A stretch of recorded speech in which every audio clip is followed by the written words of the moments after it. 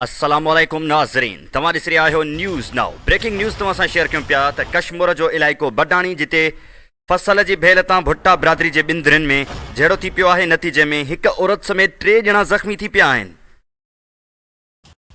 ज़ख़्मियुनि खे अस्पताल मुंतक़िल कयो वियो आहे। कश्मीर जो इलाइक़ो बडाणी आहे, जिते फसल जी भेल तां भुट्टा बिरादरी जी ॿिनि धुरियुनि में झेड़ो थी पियो आहे। नतीजे में हिक औरत समेत 3 ॼणा ज़ख़्मी थी पिया आहिनि।